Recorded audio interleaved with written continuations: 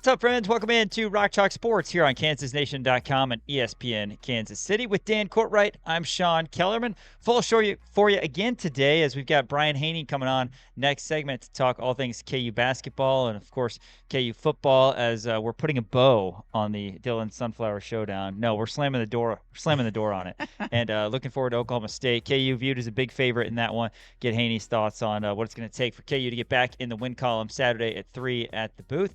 But before Brian comes in, how about a dominant performance last night by the Kansas women? KU women's basketball. Wow. Jalea Davis goes off as they knock off Fort Hays State in the exhibition. Question. Yeah. Is Darren Peterson the second best freshman on campus right now? I doubt it. No, I'm thinking DP Points-wise, is that guy. But my goodness, Jalea Davis, 29 unreal. points, 8 rebounds, 4 blocks, 3 steals. What a line for Jalea. 12 of 18 from the field. Going to talk about that here in the opening segment. Haney will come on next segment. Then we're going to hear from KU offensive coordinator Jim Zebrowski. Frustrating thing, Dan, we talked about it a little bit earlier this week, but KU just one second-half touchdown in the last 3 games combined.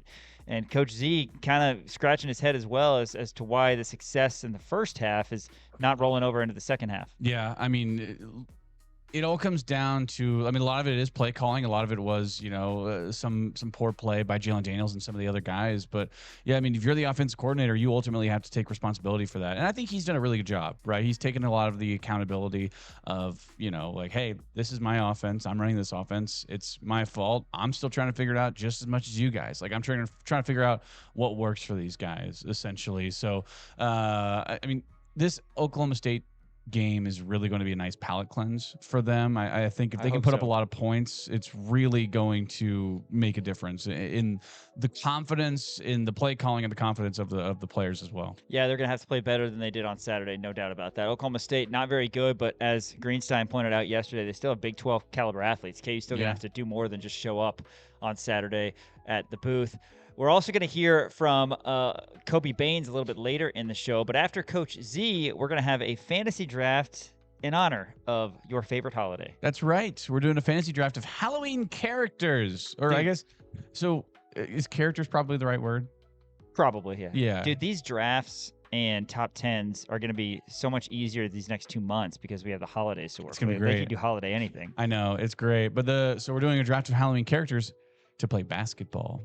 Okay. I don't believe we've done this before. If we have, we forgot it. We might have.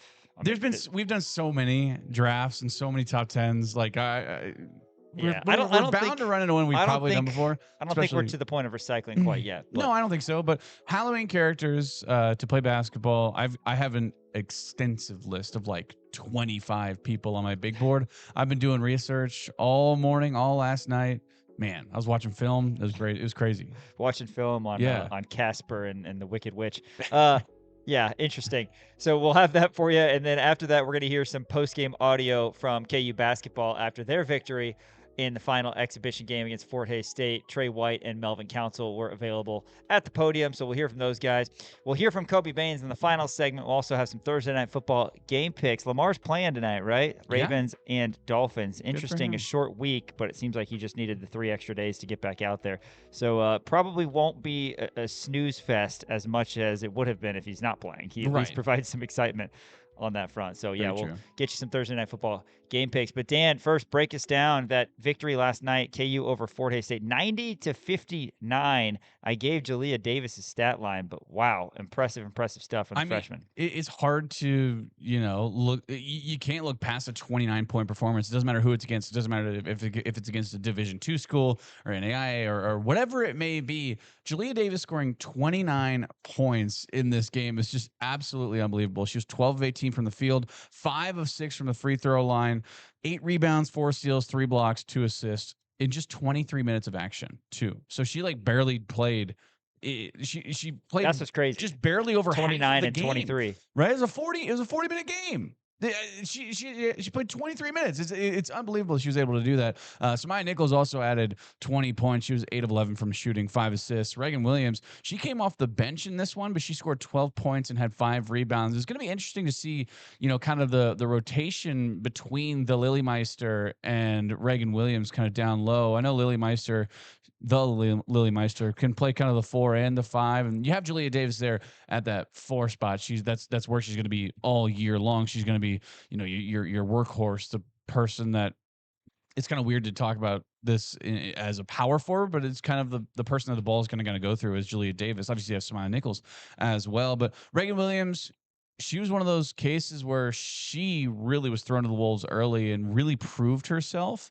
And look, is she the tallest? No. Is she the biggest? No. But she works as hard as anybody out there, and I think she's earned her spot out there.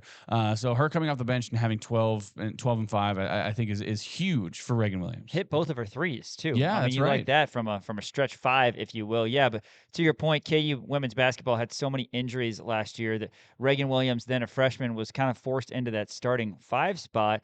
Now, with the new look roster, you have Jalea Davis, who, by all indications, is going to be a top tier freshman in all Yeah. of college basketball. Certainly didn't hurt her case with that performance last night. But then Lily Meister, who comes over from Indiana, The Lily Meister. the Lily Meister, she's got size, and she has proven herself at the power four level.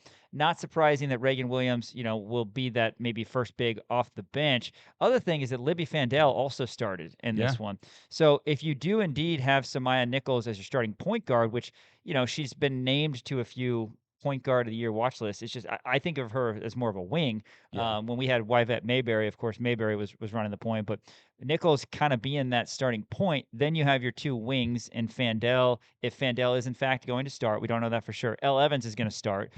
She didn't shoot as well last night, 0 of 5 from 3, just 2 of 10 overall, but we know obviously she's recognized nationally for her shooting ability. So if that's the situation, then all of a sudden you've got depth off the bench at the point guard spot because you have kind of a glue gal, if you will, in Laia Canessa and Sanaya Copeland as well. Copeland more so a defensive stalwart than offensive, but that's pretty good depth for people who can come in, give you 10, 12, 14 minutes, however much you need. Yeah, for sure. And in the interest of having your best players on the court, you could see Samaya sliding in at the one.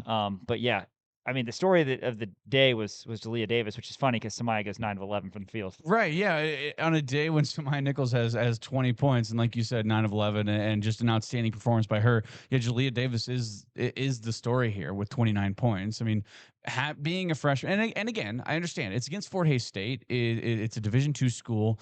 Jalea Davis is probably taller than every single girl that Fort Hays State has, but still putting up 29 points in your first collegiate game ever is a fantastic achievement. And I liked what you said about Samaya Nichols because it is kind of interesting to me that there's nobody else on the court that I think has better court vision and is as much of as a facilitator as Samaya Nichols, but I almost would like her kind of playing that 2 spot, right? You kind of want her being that wing. And the one girl I didn't mention, who I think is certainly a longer term option answer, if you will, at the point is Keely Parks, Right, right? I mean, that's a exactly. huge get for Coach Brandon in the offseason.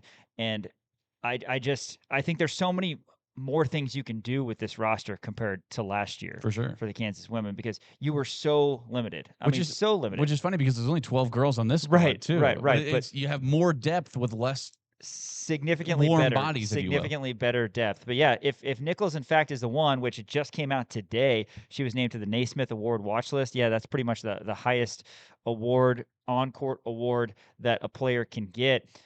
She's going to be out there. Elle Evans is going to be out there, and all indications Jalea Davis is going to be out there. So fitting in the other spots. But yeah, just at the guard position alone, I mean, Brittany Harshaw, she played 18 minutes That's right. last night. She's somebody who can come in and shoot. So you have depth on that front. And then if Reagan Williams is coming off the bench, then you feel good about your front court as well.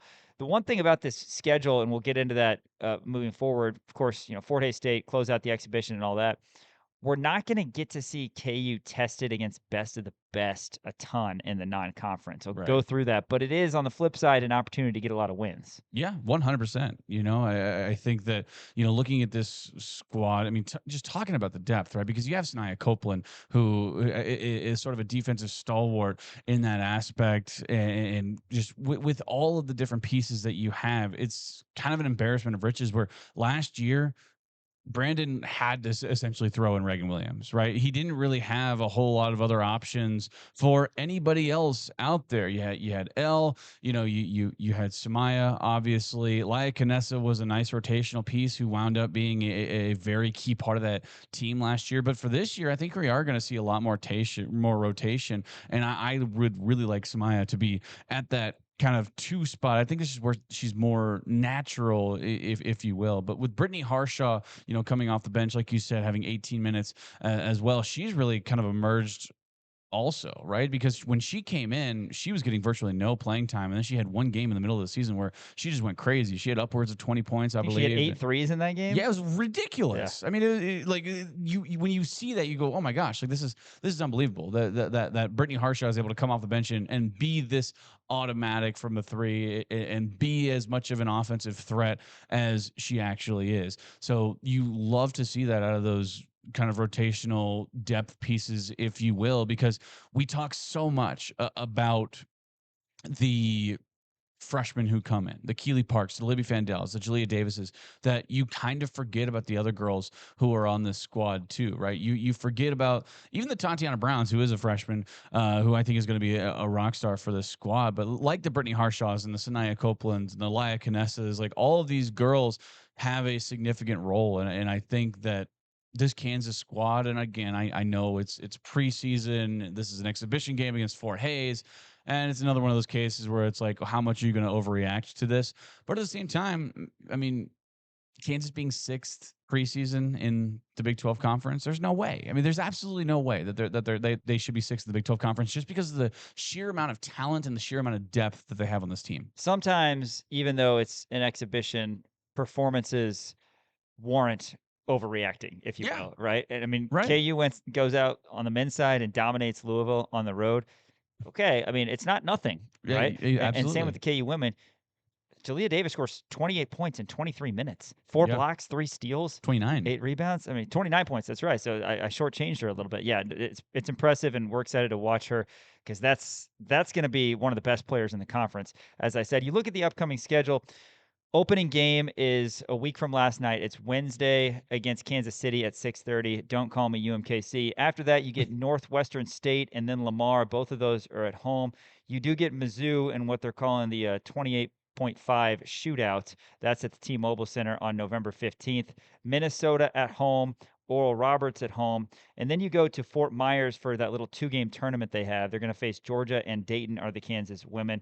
Then you go on the road to face a Big Ten team in Northwestern, not the best team in the Big Ten in terms of women's basketball by any stretch, but that's a road challenge against a power conference team. Then you have another road game in the Zoe Canfield revenge game at Missouri State on December 7th.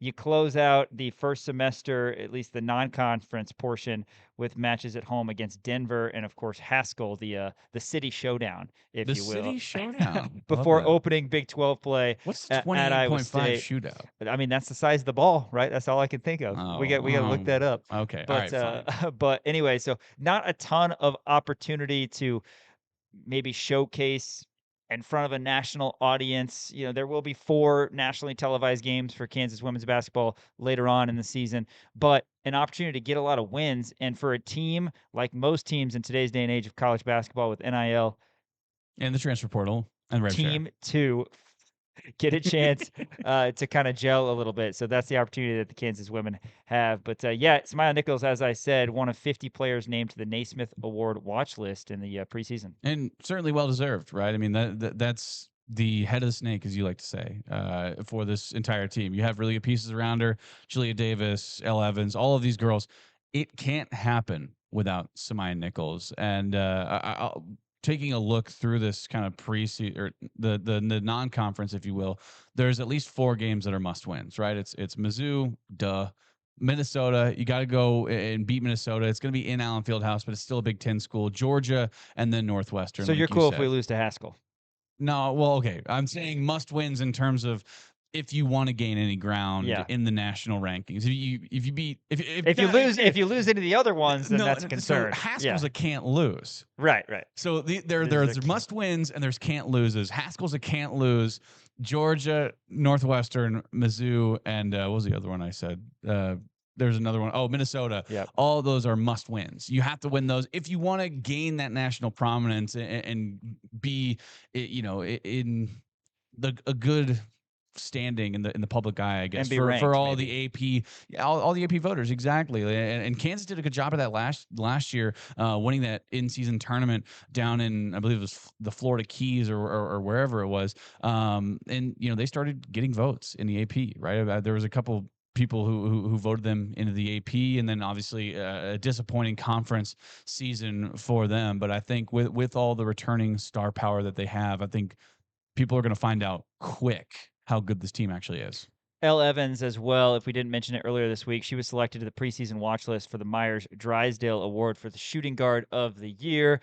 Again, that's the nice thing about exhibitions, is we can get excited about the good stuff and throw away the stuff that's not Exactly. as good. And Elle Evans, just 2 of 10 from the field, as I mentioned, 0 of 5 from 3. But yeah, prestigious award watch list for Elle Evans. Of course, she's in her second year and final year at KU after transferring over from North Dakota State. Excited to see what the KU women can do after a dominant 31-point victory last night at Allen Fieldhouse in exhibition play against Fort Hays State. Hey, after this on Rock Chalk Sports, we're going to be joined by Brian Hanni, the voice of the Jayhawks, to talk all things KU hoops and KU football. Thanks for watching on KansasNation.com and listening to ESPN Kansas City. Welcome back to Rock Chalk Sports here on ESPN Kansas City, KansasNation.com. Thanks for joining us on this Thursday. Every Thursday, we're joined by Brian Hanni in studio. BH, thanks for making your way over here again. A lot to get into, right? I mean, so much fun. The first 2 exhibition games. Saw Darren Peterson go off against Louisville on Friday, and then, a little bit of a slower-paced victory. Still a blowout victory, of course, but a slower-paced victory, 71-35 against Fort Hays. For the KU basketball team. So let's start there. Peterson didn't play. Coach Self saying he expects him to be fine. He was named earlier today to the NABC Player of the Year preseason watch list. You've seen this guy at practice, and he just seems like a special player and not the first overall #1 guy that Bill Self has brought in, but I have a feeling he's got a chance to be the most special of those 3 guys. He might just be. When you got guys like Bill Simmons saying this could be in the next Kobe Bryant, guys like that. You try not to put too much of those comparisons out there because it puts unnecessary pressure, but I don't think he's fazed by pressure either. So we'll see. But first and foremost, great job out of you filling in on the network on Friday night in Louisville. Folks asked me, how did you watch the game? How did you approach a rare call where I wasn't working with Greg? And I said, I was so excited for Sean that I picked up a carry-out pizza, got home, put the TV on, turned the volume down on the TV, turned up the Jayhawks Sports Network from Learfield, and I thought you guys did a terrific job. It was so much fun to watch you try to come up with different descriptors for a made 3-pointer by Darren Peterson. Right. Because 6 different times in one half. It's been 6 threes now. What do I say next? If you have any tips for how to call 58 fouls, also, that would be helpful. I texted you guys as you were trying to do the post game, and I'm like, wow, 2.5-hour exhibition game, 29 fouls on each side. The back of our mind was the road trip, the impending road trip on the way back. The whole time, it's like another foul with 0.8 of a second left. No kidding. But it was a blast. And then you fast forward to Tuesday, and we had 9 fouls as a team, as opposed to 29. And I think there were 25 total fouls in the game as opposed to 58. That's how exhibition ball should be played. But anyways, you were great. He was amazing. Loved hearing you and Greg and your descriptions of Darren. And whatever this is, the residual soreness that initially they thought were cramps. And then Coach even said on pregame to me on Tuesday, he didn't know if he has some kind of bug that's been going around, but he just hasn't felt like himself. I don't think it's anything to worry about. If that was a regular season game on Tuesday, he would have been out there. They were just over precautionary because, hey, this is as special of a guy as you've had come through here in quite some time. Certainly we haven't heard Bill heap this kind of praise on a freshman since probably Josh Jackson, which if you want to put a timestamp on it, that was my first season as voice of the Jayhawks. I didn't have nearly this much gray hair back then. So it's been, almost 10 years since he's talked about a guy like that. And clearly Wiggins, Embiid, there have been other examples. I remember hearing him first time he ever talked with this kind of excitement and just conviction of how good of a guy we got. It was Josh Selby. And we thought that he was going to be, this next generation talent. And Selby wasn't quite as good as advertised, but still to see over the years some of the players he's brought in with regularity, but then have a guy that in year 23 Coach Self has said could be his greatest recruit yet. That carries a lot more weight than saying that about a guy in year 2, right? So certainly pumped about him. And I think you mentioned watching him a lot in practice. The thing about Darren in practice is there's days where he flashes that take over the game excellence and dominance. And there's other days where he blends in and facilitates more, and you're kind of just waiting for the bright lights of the big stage because there's a whole other gear he can flip it into. And you saw that in front of 16,000 at Louisville, and I expect we'll see that when we go to Chapel Hill. I expect we'll see that when we go to Madison Square Garden. And it's not to say that he can't do that on any given night, because certainly, any night against anybody, it's in the tank. But the question is, how often does he go into beast mode, or whatever you want to call it, where he just takes over for a stretch of minutes like you got to witness last Friday night? Well, and I wanted to talk about the second exhibition game against Fort Hays State, because as good as Darren Peterson is, there's also a flip side of that coin of what do you do without Darren Peterson, right? And it was abundantly clear that he was not out there. It was a little bit of a slower paced game. And I keep on saying that Kansas needs to find some kind of consistent scoring outside of Darren Peterson in order to make any long runs heading into March and April. Where do you see that consistent scoring coming from? We saw Melvin Council have a pretty good game. I thought Bryson Tiller has been excellent over these other two, but talk about some of those other guys and how they should be able to step up. Well, first off, Tuesday we saw, hands down, the greatest performance by anyone who has ever sat at that desk and then went on to play in a KU game. Because Melvin Council was a featured guest of Tyshawn Taylor on Tyshawn's new podcast right here on Kansas Nation. I've had some pretty big-time guys sit on this seat, but they are done playing. They're like 30 years in the other direction. So Melvin Council has a couple more points than you do collegiately. Yeah. And no offense to your athleticism or Sean's, but nobody else has sat in that chair has gone out and been almost perfect. 5 of 6 from the floor, 6 of 6 from the free throw line. He was 9 of 10 free throw shooting at Louisville. I love his tempo. I love his energy. Coach loves his personality. When you hear Coach Self say, man, I loved his personality tonight, people might be like, personality? Yeah. But that's something you gauge on a first date, not on a basketball game. But it's an important factor, because the other guys on the floor can feed off your energy, your body language, your demeanor out there.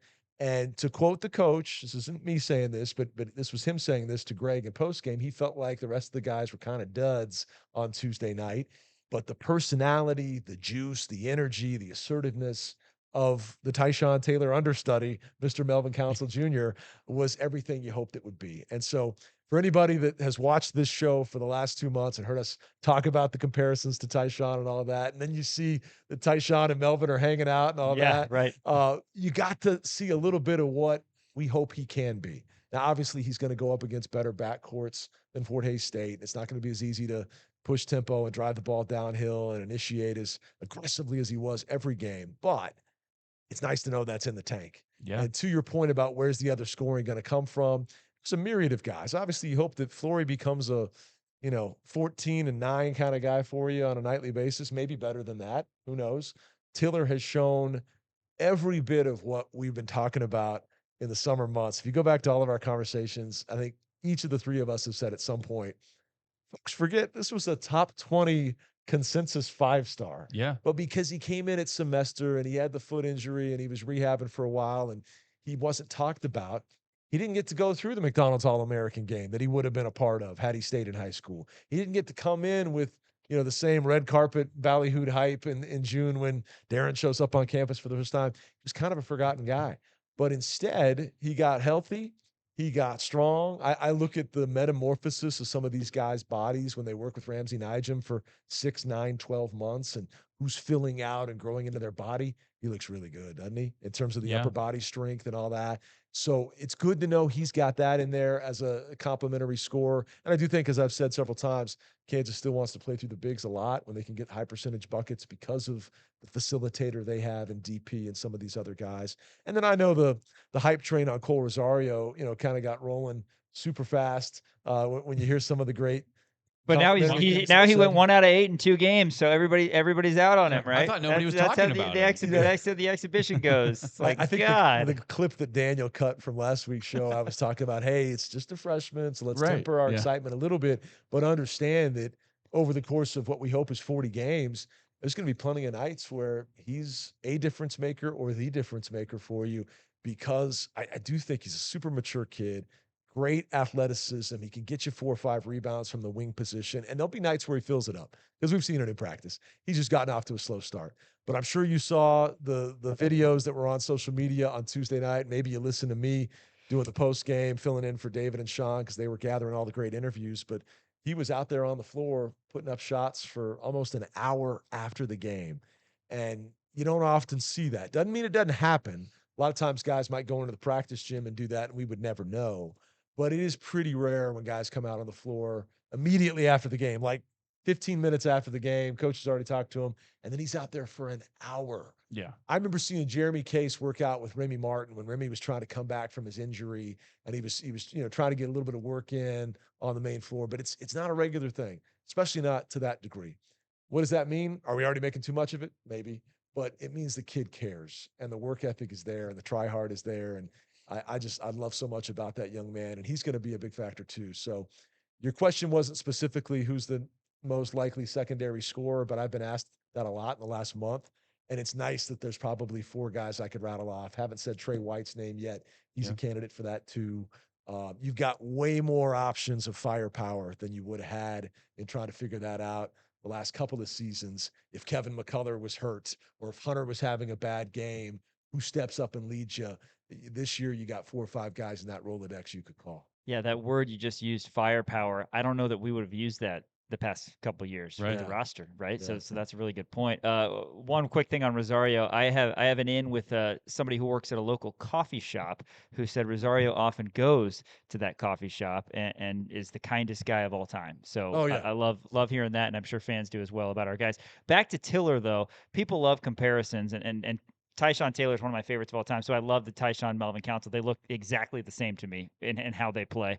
But is there anybody, if I put you on the spot for Bryson Tiller, former Jayhawk of the past, because maybe he doesn't have crazy explosive, he's not like a Julian Wright type on that front, but maybe like a Darrell Arthur. Anybody come to mind for you? Because he's kind of sneaky athletic. He's not going to jump out of the gym, you wouldn't think, but he still has got that bounce. We saw that baseline dunk at the Yum Center, and he's going to put up numbers. And even though, Coach Self said what he said about Melvin being the best, I wouldn't be surprised if I said this yesterday, if Coach looks back at the tape and looks, man, he had 10 and 7 and 2 blocks, did Tiller, and he had a really good exhibition season.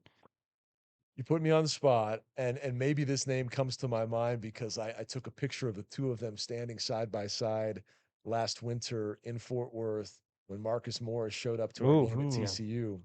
But don't you love it when you say something and everybody's like, woo. But Bryson has range, and Bill wants Bryson to play to his size more and do all the, 4-man things from 15 feet and in that he can be when he plays to his size and strength. But let me tell you, I mean, shot clock waning down, he drifts out to the perimeter, feet set, shoulders square. It looks pretty good. And he can hit at a high clip from there too. And, similar to Marcus, who could score at all 3 levels, at the rim, in the mid-range, to the perimeter. There is some of that there too. I don't think it's a perfect comparison by any means. I had 10 seconds to think about it, but I do think that I can't give you a softball every time you come, man. Exactly. You don't want to just lob them up. But I do think that there are some skill set similarities, and I think Bryson would appreciate that comparison. Yeah, because I know he was beaming from ear to ear when he got Big to meet 12 Marcus. Player of the Year. Yeah. Yes, I mean the guy's jersey hangs in the rafters. That's right? all right, huh? So it's pretty cool to think that there's some similar tendencies there, but I don't know if there's a perfect comparison just yet. Let's get a 10-game sample size on it and see more what he becomes. But I'll tell you this much: everything you just said about Cole Rosario and the coffee shop report you got from his barista, same is true about Bryson. Those are 2 of the finest young men, and this is going to sound like hyperbole, but I've done this for 25 years. Those 2 guys, and Jamari's in that category. We got a lot of great kids on campus right now. Football, it's a ton of great kids. But Bryson and Cole are 2 of the finest young men I've ever had a chance just to get to know away from sports, away from basketball. When you talk about grounded, great head on their shoulders, grateful, appreciative, so about the name on the front of the jersey, all that stuff. two of my all-time favorites, and I've known them for, in Bryson's case, 10 months, and in Cole's case, about 6. Yeah. And I just think the world of them both. That's absolutely that's fantastic to hear. Brian Hanni, voice of the Jayhawks, joins the show here in studio. Brian, I asked Henry this yesterday. I'm interested to know what you kind of think about it. With, like you were saying, sample sizes, right? You have 2 exhibition games, haven't played a real game yet. You got the Fighting Doug Gottliebs coming into town. After that, you got North Carolina. Are you looking at this Green Bay game? And also, is Bill Self maybe looking at this Green Bay game as maybe another kind of, feel it out, see where the roster is, see where the starting lineup is? Or do you think that he kind of has an idea of what starting lineup he wants to throw out there against North Carolina in Chapel Hill? Or is this Green Bay game going to kind of indicate that? Well, the Hall of Famer always has an idea, right?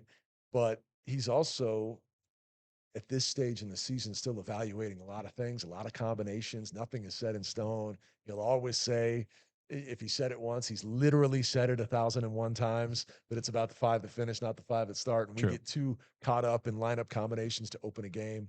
But I thought it was telling that when Darren didn't play the other night, Omarco was the direct substitution there, and he kept everything else the same, regardless of who didn't make buckets in Louisville or whatever. And so I think that was a good sign for some of those guys. But we'll see. It could absolutely still evolve and change. And I remember telling you guys that I watched some summer practices where Samis, was stealing possessions left and right, and I thought he was going to be a really important guy for us, not as a starter, but as a significant minutes guy, just based on athleticism and hustle. And then you saw at Louisville, it was hard for him to even scratch and get on the floor. So I think my point in referencing him here isn't about early game combinations, but about what we're seeing in October still has 6-8 weeks to evolve and grow into what rotational stuff is going to look like, roles, minutes, all that. So don't read too much into the starters on Monday night or Friday night or whatever.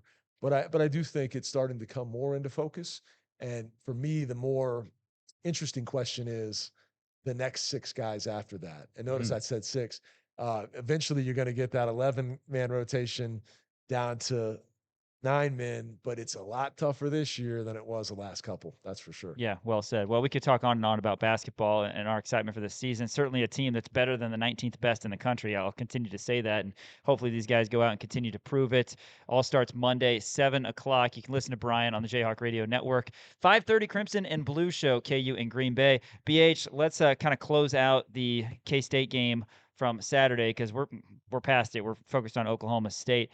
Just disappointing. You feel for the guys, especially JD, coach, the fan base. I know the fan base is in their feelings. You got to beat your rivals, deservedly so. Just didn't have it on Saturday. And while many streaks have been broken for those guys since they've been here, that's one that's going to have to be broken by the next quarterback, next group of players. Your thoughts on that game and what you saw that went wrong? Well, you're right. We're all past it, so I'll make it succinct and quick. Obviously, super disappointed we didn't show out better. And, there were aspects of that matchup on paper heading in where we thought we had a clear advantage that didn't play out that way on game day. And that's sports, right? That's why you play the game. But, tip of the cap to K-State, tip of the cap to Avery Johnson. Really thought that in the quarterback battle, I would have felt like, the advantage was on the Kansas side. But I think the Cats threw some stuff different at JD that maybe he wouldn't anticipate. Obviously, it was a wet track, slick ball kind of day, and one quarterback had more success in handling that than the other. But it's not just on JD. And I know he would say, heap it at me, but right now we've got some pass protection issues that Lance has said we really got to shore up. Now, the PFF grades would tell you that they were better up front than they were in Lubbock, and most teams would be after having to face the Texas Tech front four. But Coach reiterated that twice this week in saying, hey, when I talk about offensive rhythm, it's not just the quarterback. It's the receivers getting separation downfield. It's the O-line giving our guy more time to allow those receivers to get open. So I think it's a total team effort on the offensive side of the ball. And the word that I've heard Lance say repeatedly this week is got to get more rhythm, got to get more confidence. And obviously we need to start faster.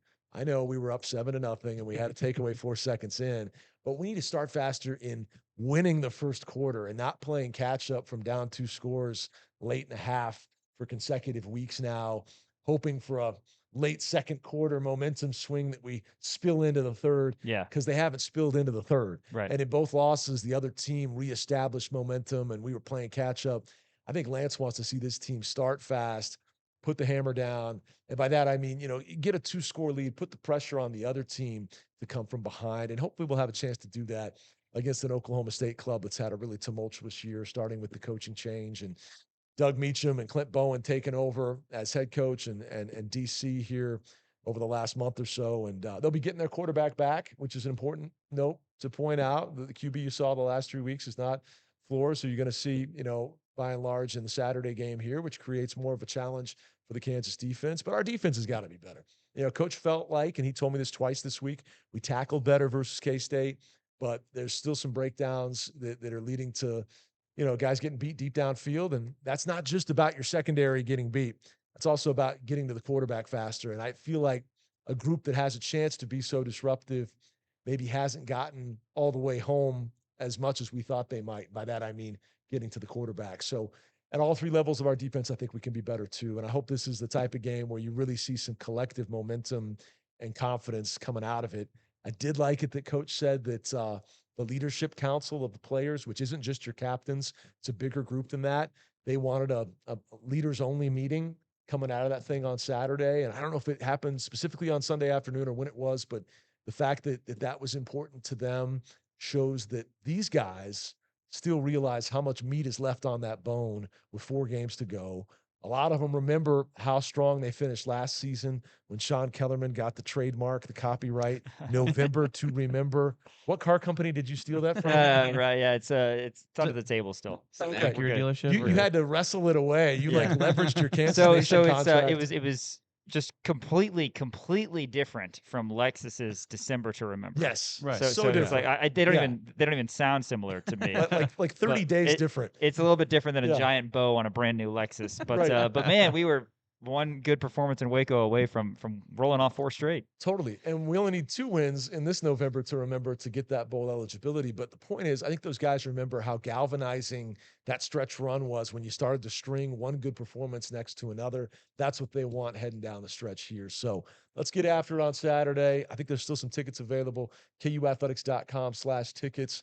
113th homecoming. Let's get a win and let's feel way different leaving the booth on Saturday night. Yeah, absolutely. And you kind of give a little bit of a breakdown of this Oklahoma State team who's kind of been limping throughout this season. Obviously, firing legendary head coach Mike Gundy is a shame. He's a man. He's only 40. He's only 40. Unbelievable. But the Fighting Jayhawks, as I like to call them, because of Doug Meacham and Clint Bowen, 2 guys who you probably had some run-ins with in the past. Who are some guys who you might be looking at? Because this Oklahoma State team, I mean, let's not beat around the bush. They're bad, but also it was brought up that they still have Big 12 caliber players. You do. So who are some guys who you might be looking at on Oklahoma State's team that Kansas might need to be looking for? Well, Flores is the big one, as I said, because he's a guy who's in his 3rd collegiate season, but he's technically a freshman. He redshirted his first year, had a medical hardship last year. Point is, he's more seasoned than maybe what the FR next to his name would indicate. And he's more of a traditional quarterback. In Sam Jackson's case, he's been a collegiate receiver and a quarterback. And so you're going to see more of, I think, what they're capable of there. I think more so than personnel, it's schematically what I'm looking forward to. Lance has talked about a lot of trickeration and, double passes and stuff like that Meacham might uncork in this one. And maybe has been a little more creative since he's had the full reins there. And then I think Clint's done a fantastic job on the defensive side, given the turmoil, given the circumstances. I say fantastic, and that might seem like too much, but understand what they inherited there. And you go down to Lubbock, and I know they lost 42-0, but 2 of those touchdowns were not on the defense. They only gave up 28 points defensively. Right. And so I think he's done a lot in challenging circumstances, and it'll continue to be challenging the rest of the way. It's unenviable what they stepped into there, but I think they're a club you certainly have to respect. They know Kansas well. I mean, Clint obviously wasn't on staff these last 4 years of the Leipold era, but he was in town, and there's a lot of mutual respect there. So I think that they'll come in with a good game plan. But at the end of the day, we should play like the advantage that we have is Kansas should be a 6 or a 7 win team this year. I really feel that still. And we have a chance to go out there and win this thing in the type of fashion that gets you right in all three phases, heading into a stretch run where I'd take our chances in any of those three remaining games if we look like the team we're capable of playing like. We didn't look like that team on Saturday, but it's still in there. And I still think this is a bowl team, but it's high time to, as Lance always said last year in the middle of Sean's November to Remember, we have to bring our best when our best is required. Yeah. Well, it's required these last 4 weeks to make everything out of this season that we're capable of. And I think that starts on Saturday. Yeah, Lyric Rawls revenge game coming up on Saturday. Right. KU Oklahoma State, 3 o'clock on the Jayhawks Sports Network from Learfield. Brian's on the call. 1:30 Crimson and Blue Show with BMAC and DL. Brian, tell us about Nate Miller Retirement Group before you get out of here. Well, I was talking about how Nate's such a philanthropic guy. He gives so much to local causes. At our Round Ball celebrity dinner back in June, he bid on a package to be on the sideline for the homecoming game, just for the first quarter. Nice. But he'll be up in the fancy seats after that. But when I talk about he puts his money where his mouth is at and supporting local causes, he gave a ton to pediatric cancer. So he'll be on the sideline for homecoming. Miller Retirement Group, baby. Give him a helmet and some shoulder pads, man. Yeah, Throw him out there. We had Rich Miller on the sideline last week. We got Nate Miller on the sideline this week.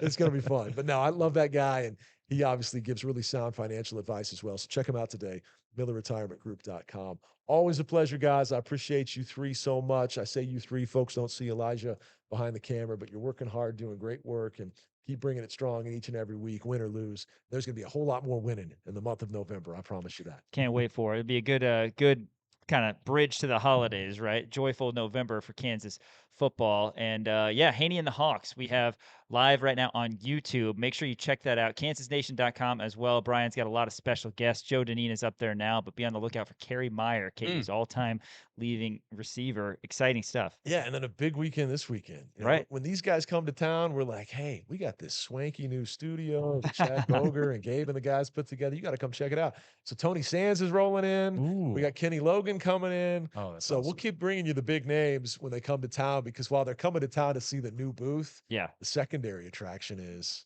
916 Mass, Kansas Nation. We sure think so, right? Yeah, Hanni and the Hawks. You can get that as well on Apple Podcasts, Spotify, anywhere you get your podcast. But yeah, check us out on KansasNation.com. After this, we're going to hear from KU offensive coordinator Jim Zebrowski. Thanks for listening on ESPN Kansas City and watching KansasNation.com. I'm Justice Finkley. You're watching KansasNation.com. Rock Chalk. Crown Toyota and Crown Volkswagen, getting you where you need to go. Celebrating over 30 years and honored by Best of Lawrence. Visit crownautomotive.com and explore the latest models, check out specials, schedule expert maintenance, body shop, and repair services, all with ease. Experience the Crown difference. Miles Snares Crown Automotive, 3400 South Iowa, Lawrence, Kansas. Supporting Kansas athletics. Football season is here, and Profit Shares is back with their free-to-play contest for both pro and college football. Can you predict who will win the Big 12? How many games will Kelsey have at least 75 receiving yards? What will be the outcome when K-State battles KU and Lawrence? All contests are free to play. If you do well, you can redeem your play money for a donation to your favorite charity or for gift cards to celebrate your success. Make a difference. Treat yourself. The choice is yours. Head to ProfitShares.com today. That's ProfitShares.com. Profit Shares. Predictions that change the game. Your home for the NFL. Sports Radio 810 WHB. Bursting in, touchdown Mahomes, rushing touchdown, 1 yard run over the right tackle, shotgun snap, 4-man rush, line drive throw near side, belt right cut to the 5, diving to the pylon, it is a touchdown by Worthy. What a throw, but what a turn and dive. Your home of Westwood One, the NFL playoffs and the Super Bowl. Sports Radio 810 WHB. Yard Residential Equipment creates water that's purified, soft, and delicious. Contact us today for details and schedule your free consultation online at CulliganKansasCity.com. Culligan, it's water you love. Hey, Sorrent Petro here. Is your website really bringing in business? At Digital Lagoon, they design modern, high-conversion websites and execute successful digital marketing and social media strategies that actually work. I know because we use them here at Union Broadcasting. And for a limited time, get a free custom dartboard from photodarts.com just for allowing Digital Lagoon to give you a free analysis of your website. Contact them today at digitallagoon.com. Digital Lagoon, websites that wow Marketing that moves. Jayhawk fans, for the latest news and information on your Kansas Jayhawks, there's not a better place to go than the all-new Kansas Nation. All at kansasnation.com. Daily and weekly shows with an all-star lineup, including Sean Keller. Time with Fiberon Decking. Fiberon Decking, crafted from recycled materials, built to resist fading, staining, and mold, and backed by industry-leading warranties up to 50 years. Got a project at the lake? They are now open at the Lake of the Ozarks for all your deck or dock needs. Visit decks-docks.com to find your closest location. Decks and Docks. Do it once, deck it right. When you want Chiefs, follow the leader. Sports Radio 810 WHB. I thought the ones on both sides of the ball did well. I thought special teams was solid throughout the night. This is a little step, but it's a little step in the right direction, and so we're excited now to have 2 weeks to kind of prepare. WHB. Welcome back, KansasNation.com and ESPN Kansas City. Stick around a little bit later in the show. We're going to have post-game sound, Trey White and Melvin Council. Plus, you're going to hear from Kobe Baynes. Tomorrow's show, special Halloween show. Dan, are you going to be wearing your traditional garb? Yeah, I'll be dressed. Are you going to be dressed up? No, I'm saying, are you going to be wearing something like this? No. I'll come in costume. What are you coming as? Are you I thought we agreed I was going to be peanut butter. You're going to be jelly. Yeah, let's do that. Is that okay? I like that. Cool. Yeah, a little joint. You promise? Joint couples costume. Totally. You promise? Yes. Okay. Jelly. I can do that. Sure. I can make that happen. Elijah, you gonna dress up as anything? Yeah. He's out. All right. We'll have to bring a. Elijah will be the knife that spreads it. Right. No, he could be the honey. Right. Yes. Peanut butter jelly and honey. Nah. That's good.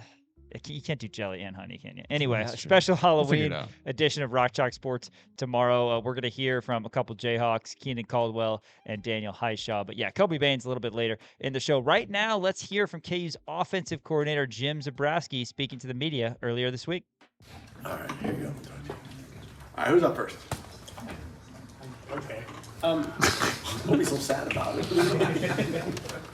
What do you think led to you guys being kind of out of sync in the passing game? I don't know, I was still trying to figure it out. When you look back at that, you're going, it just wasn't as smooth as it's been kind of. It was kind of missed a thing here, and then we took some self-induced sacks, I call them sometimes, where it's like he had some chances to go, and he kind of ran into his own guy a little bit, and we got a play-action sack, and then maybe missed a throw here or there, or maybe made a bad RPO decision, or whatever it was. So you don't know. I look back, I'm like, did we have too much in? I always think about that part. Like, did we have too many things in, or anything? How much was new? And there really wasn't that much new. Maybe some formational stuff.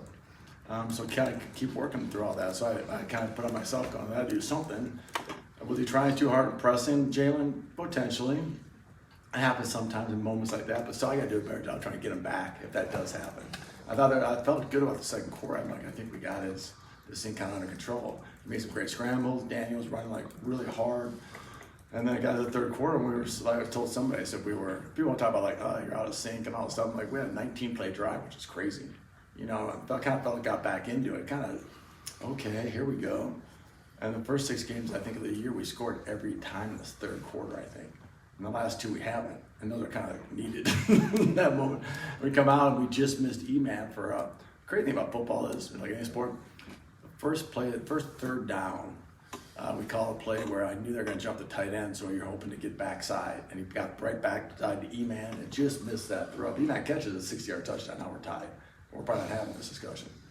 And we just missed it. I was going to go down and score, and then we turned the ball over. That's what's struggling. That's what the problem, a turnover, a sack, fumble, the drop, the snap, that's the kind of stuff that, I don't know. So you kind of look back and go, maybe, I don't know, too much. Whatever it was, we got to try to do. So I think maybe it was a little bit of different things. I didn't think it was going to affect them, and it did. You never know, unfortunately, until sometimes you see it out there. It goes. But I'll take full responsibility. That's me. In syncness, I'm like, out of syncness, I'm like, gosh, I felt like we got kind of get back into it. Do you feel like you've learned anything across these last 2 games about your offense? I'm learning we're resilient, but then we can't. Resilient off the bat. We got kind of punched in the last time, or how you know, I kind of got punched in the face the last two games off the bat. And all of a sudden we fight back and we're resilient. I know we scored early in this game, it's a little different deal, but we still got it behind 21-7 and had that long 9-minute drive. And then, so I've learned, hey, we are resilient. We got fight in us. But then the second, I hate how you say it, it's like the The second time we unfortunately aren't carrying that into the third, to keep that momentum going. We go back into all of a sudden we get down behind again, then we can't climb that mountain again. So that's what I've learned. I've learned that I love our resiliency. I just got to do a better job, calling plays, a better job, getting those guys to ride that wave a little longer and get us past that third quarter. Makes sense? It's so weird to say, I'm like, gosh, we fight. And we're talking like, I think it's deflating a little bit where you fight back and then all of a sudden you get back down. You know, like we got to get back in, now stay in it and keep scoring. That's why I think the third quarter has been critical. Having a kicker as good as length has been this season, how does that kind of calculate in your play calling and the way you go about things when, like, you know, you're in that, you know, basically midfield area? Well, it's unique now. It's different now because like last year we're in field goal range, right? Mm-hmm. So in the back of your mind, like, hey, as long as we stay, it helps you just knowing as long as I stay forward, as long as we continue with the rule of zero, which we're struggling with right now, we can stay where we're at. The worst thing I have, we're gonna get points. Mm-hmm. That's really that's a comfortable thing, especially when you're maybe in a bad position. Like we got a bad one, but we got back into, hey, can we gain 8 to 10 yards? Or knowing like, hey, if I can get, we're in 3rd and 20, so what can we get 6 or 8 of these yards back? Maybe not get a first down, but can we give him a chance? I mean, that's what's been really good. He's been awesome. He's a great kid too, man. But he is unbelievable right now. Keep that thing rolling, knock on wood. It's been a blast. How prepared are these young tight ends to get more playing time? Hopefully a lot, because it's coming. No, I'm joking. They're playing good. I think the way we practice, like I always tell you, is the way that has helped those guys. It helped Isaiah, it helps Cole. Whatever, if something ever happens to JD, those guys are ready to go. Tight end the same way. We huddle so many things in practice throughout camp. And then even now we rotate kids so many times, those kids are ready to go. So you see it's coming. It's like, well, you never know. Just like you never know when the next receiver's got to step up. So I think all our guys positionally are tight end. Now you just seen our tight end. You saw Leighton more obviously, and Jane stuck in there a little bit, and you keep working him through it because I think they keep some. They're not stunned by the moment because they've had a lot of reps in them, so they're ready to go. So it's fun. I enjoy. You're disappointed with injuries or whatever happens, but you're excited about the next kid. See what he does when he steps up. How do you sort of so much with Jalen that you kind of know how he's going to react probably to most everything. Yeah, he put a lot on himself like he always does after that one. What is your process in game when, especially when he's off a little inaccurate like he is, to just get him back, keep him going? No, it's a good point. It was not easier. It was different when I was on the field. Mm-hmm. Because you can, how this is talking to any, like when any situation you guys have been in, being able to see a kid like in his eyes is a lot, or seeing whoever you talk to, you kind of feel it. So I don't get much feel. So Eric's done a good job, Coach T. Has done a good job. Is he okay? I'll say something. Hey, chill. Hey, focus, refocus. Hey, don't need that. We're good. Don't do too much. Just stay in the, hey, rule zero. Try to stay positive all the time. And then I'll go, hey, is he okay? Like, how's he looking? Yeah. I miss the looking part. I don't get to see that till halftime. Just the eyes. Sometimes it's Jason the same way. Somebody's got to see the eyes and go, okay, good, or like, ooh, all right, let's do this. What do we got to do, and so on. So I think that's what's been good with Eric, knowing him so well, taking a lot of time having him around has been good. But a lot of times it's just a talk with him, and then me just saying, "You good, man?" And he'll nod. He'll see him nod, or like, "Hey, just take it. Hey, next play, next focus, refocus a little bit." But and like I said, it's been good for the most part. This one just wasn't as couldn't get back into it for whatever reason. Does not being able to see that make you think about going back down on the field? No, it does. If in a perfect world you'd love to have both. It's just I just think I am so impressed watching NFL, the college too, with NFL guys who can call it from the sideline with that novice, and they've done it for years. But that is really impressive because being able to have to. Now I know there's using wristband more than they probably have in the past too. But being able to have that sheet right in front of you and like have all these, I have all these things going, contraptions going on, whereas it's easier to kind of be. Hey, I can see it. Hey, here you go, wristband 36 or whatever. So it makes me. I'll always miss it just because I'm kind of the personality of getting next to those guys and talk to them. But for us for me to have any chance to call a decent game or a great game, I got to be in the box. How do you build out or layer kind of your offense over the course of a season where a run in week 2 becomes play action in week 4, becomes a screen in week 6, becomes a deep shot in week 8, and where are you guys kind of at in that process? In terms of play wide? Yeah, in terms of like building out the playbook and everything over the course of the season. We're good. The thing is, we've had so much. Well, the time you have now of summertime, springtime has helped. You get more time, I think. So you kind of build up pretty quick. And the way camp is now, you have practice and you have walk. I think you get more in than you ever got. And sometimes the hardest part is going back to make sure you didn't forget stuff to put it back in, and then see if anything jumps up. So I think in the process of that, I feel good. Now we just build off what we see. Sometimes, hey, that formation didn't use mine. Let's do this now. Let's do that. So I think we're in a really good spot with that. I'm excited about that part. Hey, Jim, Jalen said after the game that K-State showed things they really hadn't showed, or he maybe was even a little confused. Did you guys talk about that, or did you see No, that? what they did a little bit, they showed a little less. They didn't pressure as much as I thought they would. When they did do some pressure, they did a good job, but it wasn't like a unique deal. The one they got hit, the one pressure wasn't near. They did a good job twisting really quick on that 1 4th down. We had a chance. Email was going to be open. They had a little different twist to them, but coverage-wise, they didn't. They played a little more off and soft, or catch technique a little bit more than they had shown. Where I thought maybe potential a little bit more man. But like I said, we had some unique formational stuff. So I think there's some different empty things they might have seen. That got them a little confused. It wasn't anything earth-shattering, like, oh my gosh. Just made a little wrinkle, a little thing here and there they did, which was a good little change up, but nothing like, oh my gosh. I think it's go ahead. Yeah, I think it's one touchdown in the second half of the last 3 games combined. Oh yeah. What's led finding the end zone? What's made that such a consistent challenge? No, I was thinking about that going. When I was saying back to Missouri, go back to the beginning, I'm like, okay, we did this, scored a couple times against Missouri, and I was like, we did. All of a sudden, Central Florida weather we got stuck. With Central Florida, a little different beast because you got stuck inside the 1 yard line twice, so it wasn't as. You're trying to get that. The Texas Tech can say, okay, we got stuck in 3rd and 1 twice. We got stuck with play action. You're like, okay, that. I was more frustrated. I've been more frustrated, believe it or not, frustrated with the 3rd quarter not getting that touchdown. We need to tie it up or get the lead. But the other thing I'm not disappointed with is then the 4th quarter, how we're doing nothing, legitimately. Even if you get behind, we'll get a first down or 2, and then we'll kind of sputter out. So that's why I've been working a lot. Going, why? Not to get behind, but what we got to do to get back. We're still in games. We got to get enough. Our defense has played well enough in those moments, and our offense has enough firepower.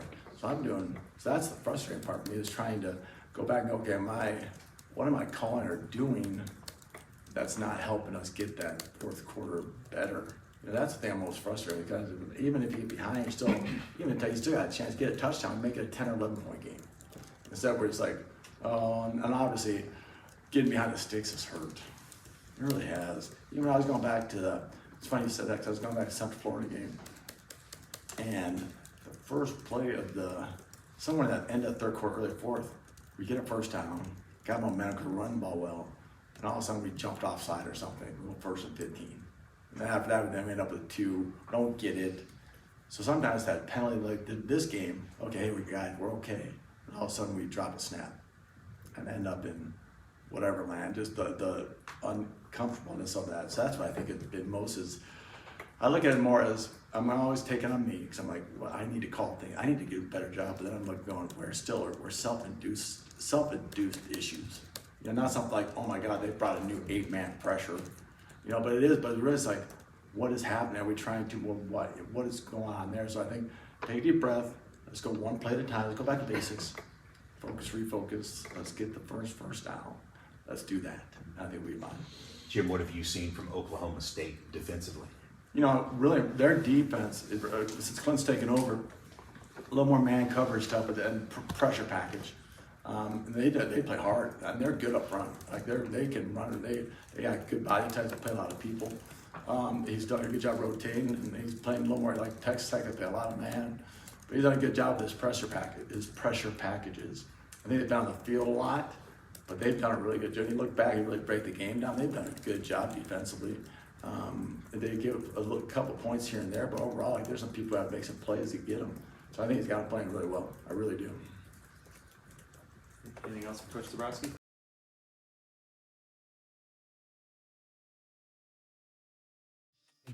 That's offensive coordinator Jim Zebrowski speaking to the media a little bit earlier this week. Stick around after this. We're doing a special fantasy draft of Halloween characters to play basketball. That's correct. I don't have any confidence in this. I have the utmost confidence in this. I need help in the next 2 minutes. I'm gonna have to come up with something, but I'm gonna act very confident no matter what. Of course. Yeah. That's coming up next on Rock Chalk Sports. You got a good poker face. I can't even tell you're not confident, even though you just said it in front of all of our audience I got and me. this. I'm gonna find a way to win either way, and it's gonna be crushing for you. I know. ESPN Kansas City and KansasNation.com.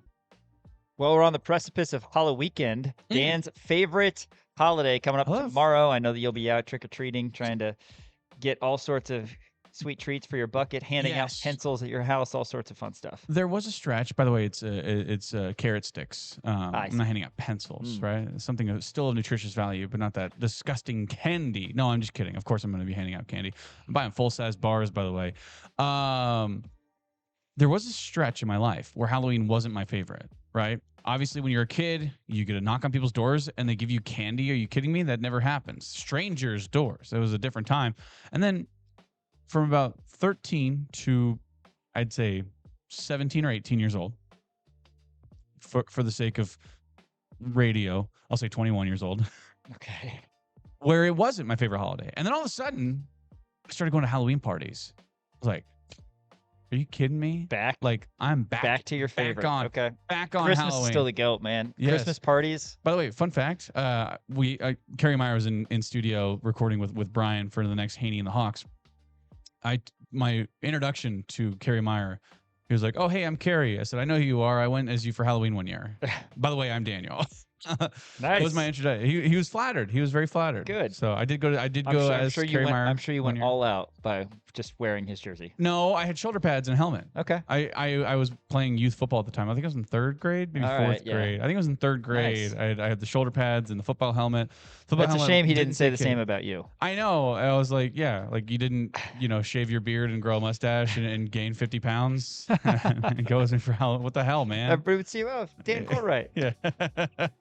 All right. Well, we've got this special fantasy draft. Haven't broken out a draft in a while, but we got to do it in honor of the holiday. Halloween characters as basketball players. So I guess we need the MIAA coin. Yes, we do. I'm glad you brought that up because I had the MIAA coin. It's from the only game that ever got meaningful playing time, and it was against Northeastern State, September 12th, 2019. I played in 3 snaps. 2 of them were victory formation.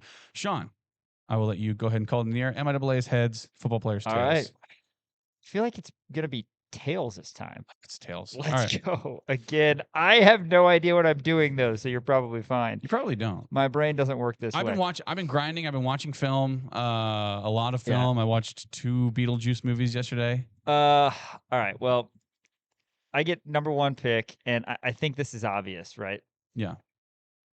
If this isn't 1-1, I don't know what is. At center, give me Frankenstein's monster. Frankenstein's monster. I'm glad you clarified. Frankenstein's monster. I don't want to hear anything from you. I was about to get real litigious there. Yeah, I know. You get very litigious all the time. You hear from my lawyers Stop constantly. being so litigious. You hear from my lawyers a lot. I do. It's but that's a good pick. If you'd have picked He's 8 feet tall. Of course. Center. Need a rim protector. Need somebody who can clean up. Now, are you worried about the speed?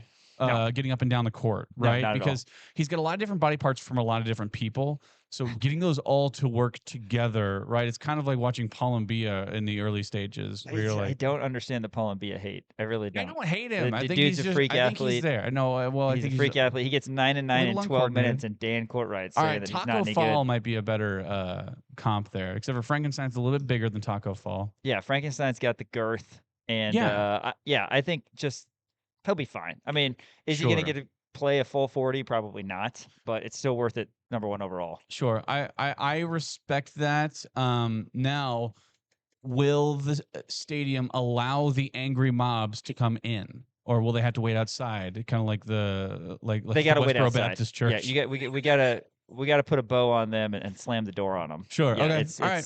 They're outside. Frankenstein's gonna be by himself. Well, because him they and can his be behind the teammates. basket, like almost like the KU student section, like waving him down and having their pitchforks and their torches up while he's shooting free throws. Could be a big issue. That was one of my favorite costumes growing up, though. Frankenstein. Really? My mom got the face paint, got me all set up. Right. Yeah. You have a greenish hue to you. I do.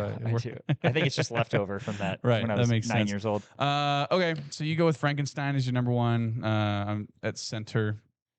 I got a lot of really good picks here.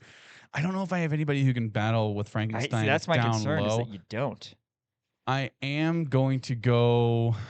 A lot of good ones. I think I'm going to go with my power forward spot, and I'm going to go with Michael Myers. Now, again, that's another guy who is relatively slow, as you know, right? He can only walk, really. At least that's what in the movies. He's constantly just like it's like more of a power walk than anything. It's relatively fast, but he never runs after people, which is concerning on the defensive end of the ball. But I think he's just so powerful down low. Like if you get him now, granted, I want him in the power forward. He's got a little bit of range. I was gonna say, are you concerned about the neck size at all? A little, because I just worry about his ability to breathe running up and down the court. What's wrong with his What's wrong with his neck? It's big. It's huge. Sure, yeah, but that just makes him. He could put his shoulder down. I mean, he's going to be a bully out there. I mean, you know, he reminds me of. He reminds me of Charles Barkley. Now, Charles Barkley a little bit nicer, but I like the upside there. Now, is he a good guy? No, a lot of off court issues for sure. You know, a lot of murders allegedly. By the way, murders. Alleged. There's no proof. You know, he's a little bit of a weird guy, likes to wear masks around, but you know, granted, there's a lot of weird, you know, tunnel outfits these days. Fashion is just is this whole different thing. It's completely changed. And I like that fact that he's expressing himself. I do. So a good guy. No, I didn't say not a good guy. No, a lot of off court issues, but I think on the court he's a really really solid player. So you have Frankenstein. So it's back to you on the snake. I actually have a really good one for this. I'm gonna go with my point guard spot. So I have too many on here that I want to pick because I did watch a lot of film. I'm gonna go with my point guard spot. This is probably one that you didn't even have on your big board. Give me Fred from Scooby-Doo. I didn't have Fred. Why Fred? So Fred from Scooby-Doo, a natural born leader. A natural born leader. Okay. I mean, he's able to round up this ragtag group of guys. Fred Jones. Right, well dressed, and I think just a lot of look. He's really good with the media, and he's a good problem solver, which I think is the right thing that you want to have. I eyed him as my head coach, if I'm being honest. Interesting, yeah, interesting. So I did consider him because of his ability to you know, bring a group of guys together. I like that. But I just, you know, he was kind of a jock in high school, and you know, but also he gets along with everybody, right? He can hang out with the Daphnes of the world and the Shaggies of the world, or the Norville Rogers, if you will. He's a natural born leader, a born facilitator. He just, you need that guy. Yeah, I was looking at him at my head coach spot, but I think having that guy on the court, tremendous upside for Fred Jones. Okay, I'm good with that. So you got Fred Jones. I'm gonna pull back right now on my point guard. I'm gonna kind of build my pieces around my point guard, my head coach first. So I'm gonna go to the small forward position. See, the one thing about my team with how it's already coming together is Frankenstein obviously has the size, and he's got the ability to protect the rim. I want somebody in the passing lanes, right? Who's going to be somebody who can create extra possessions in the passing lanes, kind of utilize certain characteristics that they have to, you know, swat the ball away, create 50-50 balls, that sort of thing. Give me Edward Scissorhands as my small forward position. That is absolutely insane. Love that. No, that's terrible. That's a terrible pick. How is that a terrible pick? He'll try to shoot the ball and it's not going to leave his hand because he put a knife through it. Did I say anything about offense? No. It's a defense. I need him to swat the ball away. So on offense, he's essentially a non-factor? Yeah, I don't need him on offense. I'm going to be set there. He's got a little bit of reach on him. Get in the passing lanes, swat the ball away. I'm going to be fine. It reminds me of that. Do you remember that there's a NBA Reddit thing that went around? It was like, who's a better defender, Andre Roberson or Isaiah Thomas with a gun? It's like Isaiah Thomas. He's like, he can't use it on the players, but he can shoot the ball out of the air. That's what that reminds me of. It's like, yeah, he can like.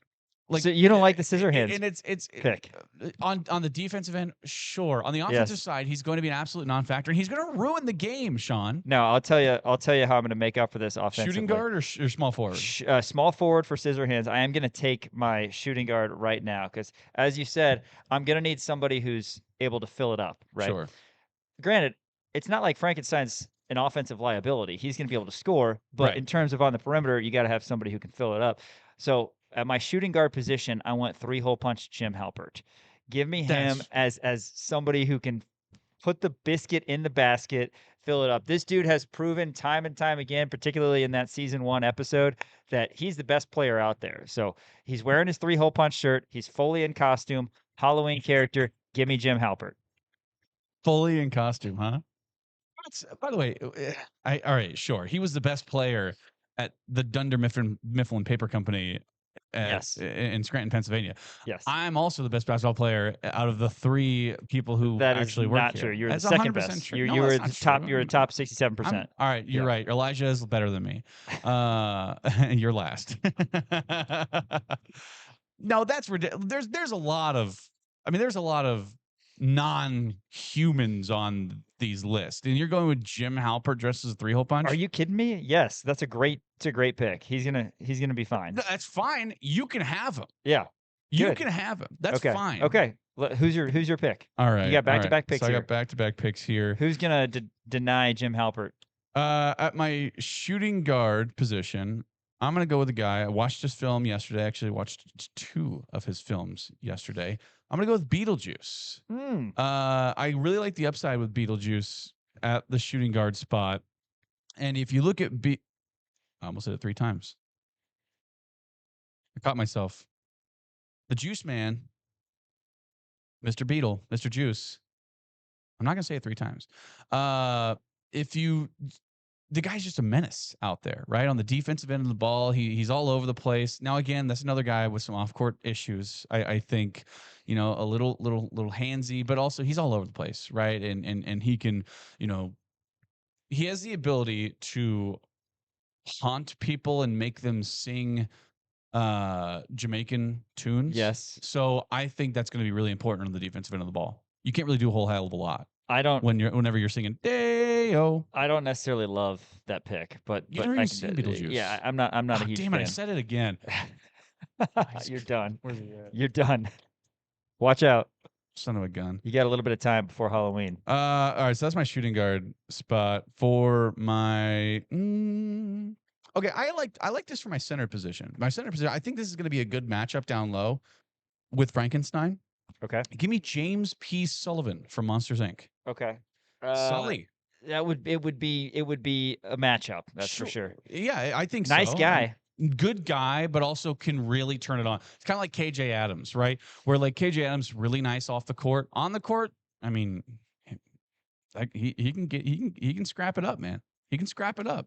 I like him down low. I really like him down low. I like the upside on James P. Sullivan. Now, how tall is Sully? We need to figure that out. Because Frankenstein's, oh man, that's 7 feet 8 inches tall. Ooh, that's a fun matchup. So he's short. That's a fun he's matchup. short compared to Frankenstein. He's 4 inches shorter. You're than giving him. up 4 inches there. That's fine.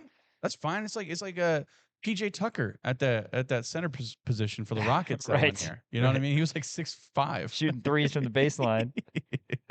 Yeah, I think James P. Sullivan and Frankenstein, because Sully's a little bit faster than Frankenstein as well, so he can get around. I don't know that I would say that. Got some post moves, man. He's got some post moves. He's the best at his profession. He strives for greatness.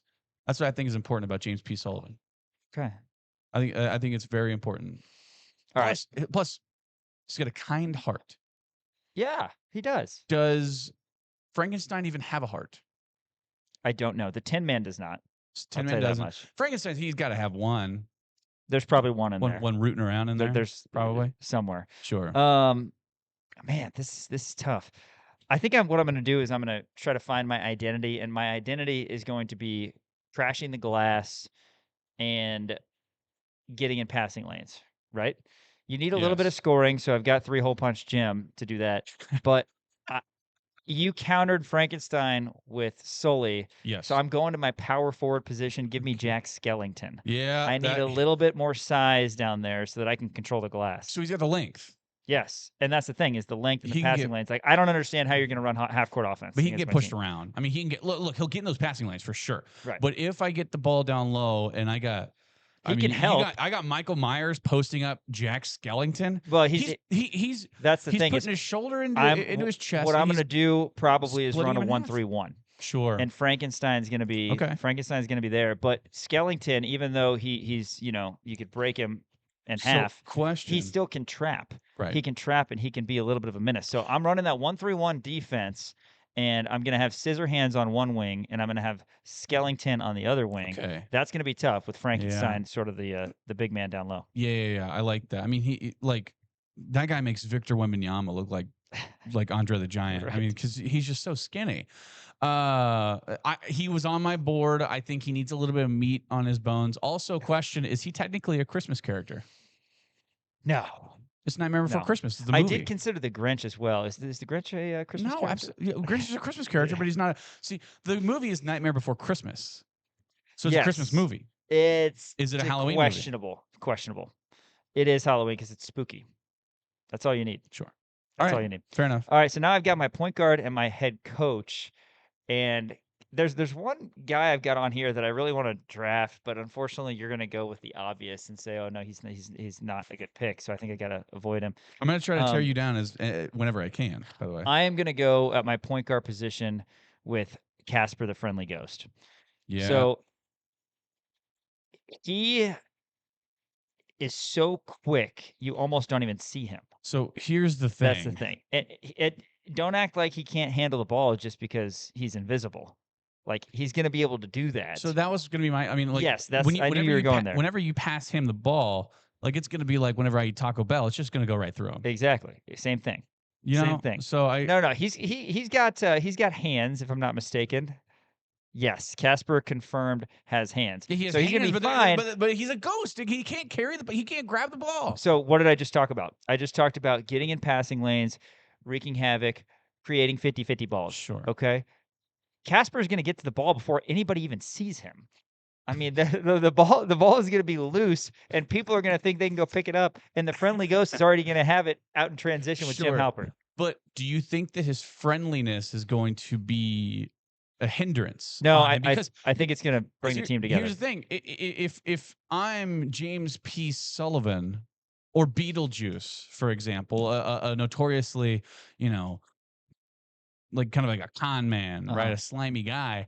He goes up to Casper. He goes, "Hey, man, why don't you just give me the ball?" Casper's gonna be like, "Here, go for it." How's he? He's not even going to see. He's not even going to see him. He's so friendly that he just wants to give Beetlejuice the ball. You're right. I am going to have to work with him on that. That's so you true. need that is give him true. an edge. You know what I mean? I got to make sure that he's only friendly towards his Make him run a teammates. couple extra afterwards. Just give him an edge, right? Yeah. I think he's too soft. He's too nice, and I think that could be an issue. I like him to scrap 50-50 balls, run an offense. He's gone in a flash. People don't even know where the ball is, so it's great. I got a lot of really good ones on here. I'm gonna go with my small forward position, I believe is what I have left. I think I have, so I have my shooting guard, power forward, point guard, center. So my small forward position, another classic, a guy who's, seen it all. Now he can only really play in night games, but I don't think that'll be an issue. Give me Dracula. Okay, I was gonna say I was considering Dracula. I like Dracula there. I think just in terms of like veteran guys who have been around the game for a long time and just understand how to play it. I think that's the right move there, right? I've seen a lot of film on him now, and I'm talking Dracula. I'm not talking, Edward from Twilight, right? Yes, of course. We're talking OG. Now the cape could be an issue, right? Also, like I said, night games, and somebody has to be at the door to allow him to come in, because that's the thing with vampires. You have to say like, yes, you can come in, for sure. Basically, Got to get that confirmation. Yes. No pizza in there because they have garlic on them. Yes. Obviously no, wooden stakes, if you will. There's a lot of things, but I still think that Dracula's a good pick there. Plus, you can turn into a bat, right? And he can fly around. So that kind of that is a nice. You can play nice a little. element. You can play a little switch with him and Casper the Friendly Ghost. Like he can probably see him, right? So I think that's the way to go for my head coach spot.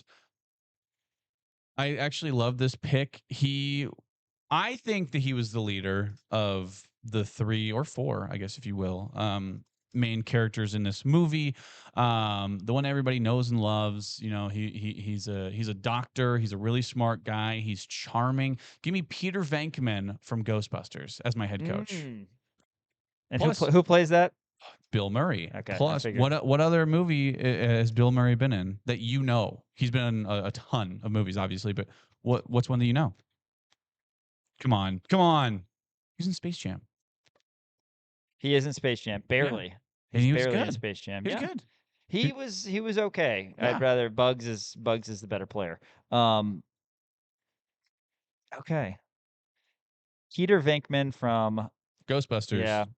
Have you seen Ghostbusters? I can't have. imagine. God, it's been a Oh, while. It's yeah. been a while, but I Peter have. Venkman. Charming man. He's good with the media again. My head coach. Born leader again. Just another born leader. I'm going to pretend like I have someone selected before I finish the end of this sentence, which I will continue. Do you want to see the rest of my list? By the way, going with here's what I'm actually don't wanna- here's who I'm going with. No questions asked. Head coach. Give me the headless horseman. And here's why. So he has an ability, while not being a player on the court, since he carries his head with him, to essentially allow any of my 5 players to tap into his head if needed. So he can, while they're on the court, while he doesn't have his own head actually with his body on the sideline, he can hand over his head for all the great ideas and X's and O's to any of my 5 players. Give me the headless horseman. Just have to hand him his actual head. No, Just talk that's to him. that's how it's got to happen. can you Headless tap into his mind? horseman, my head coach. Okay, so here's the thing. Hey, my head coach is going to be a guy without a head. Exactly, but he's What providing. is he then? he's Just a coach? providing that head to The headless coach. He doesn't have a head. That's one of the 2 roll words. roll in the through title of what he is. roll through your team real quick. All right. My goodness. Do you have any honorable mention? Oh, I got a bunch. Let's see. The Mummy. Just a mummy. Yeah, but what do they contribute? Kind of a glue guy. You know what I mean? Yeah, glue guy is. Yeah, that's good. More of a glue guy. Regina George from Mean Girls. Mean Girls, yeah. Yeah, that's a Halloween movie, right? They Yeah. It was based in October. No. She dressed up as Halloween. Wednesday Addams, I kind of liked her maybe as the point guard spot. Daniel LaRusso from The Karate Kid. The Karate Kid has a scene in that movie where he dresses up as a shower for Halloween. And I think Daniel LaRusso, Daniel-san, if you will, just a, athlete, just, agile kind of kid, knows how to wax on, wax off, different kind of things. That's really all that I had that weren't picked. Obviously, you got a number of different like Freddy Krueger, Jason, right? Just a bunch of different classic. Have you watched any movies this season?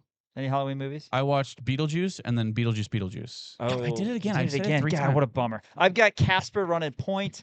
I've got 3-hole punch Jim at shooting guard. Edward Scissorhands is my small forward. I do want to stress I'm doing a 1-3-1 zone defense. Jack Skellington at power forward, and then Frankenstein's monster at center with the headless horseman at head coach. Dan has somebody at point guard. Yeah, I have Fred Jones from Scooby-Doo. That's my point guard. Fred Pac-Man Jones. Yes, Fred Jones. Shooting guard, I have Beetlejuice. Small forward, Dracula. Power forward, Michael Myers. And at my center position, I have James P. Sullivan from Monsters, Inc., head coach Peter Venkman from Ghostbusters. Interesting. That's our draft today of Halloween characters as basketball players. Hope that you enjoyed it. After this, we're going to hear from a couple Jayhawks on the hardwood after they knocked off Fort Hays State the other night at Allen Fieldhouse in the final exhibition game. It's Trey White and Melvin Council. That's coming up on Rock Chalk Sports, KansasNation.com, and ESPN Kansas City.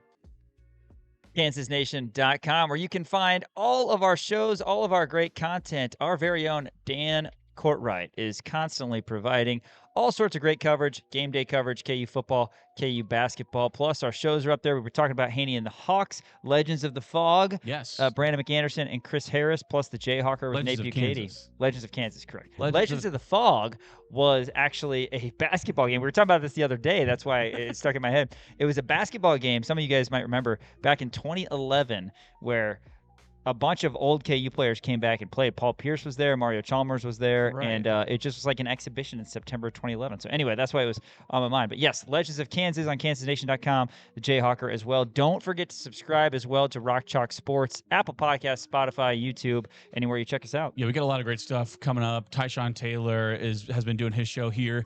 That's been a huge hit. Melvin Council sat on that couch. The man who had 16 points against Fort Hays State. Where were you? Melvin Council legacy game. I'm thinking he's going to have No, I know. Better legacy. But yeah, no, Melvin Council was here in studio with Tyshawn Taylor.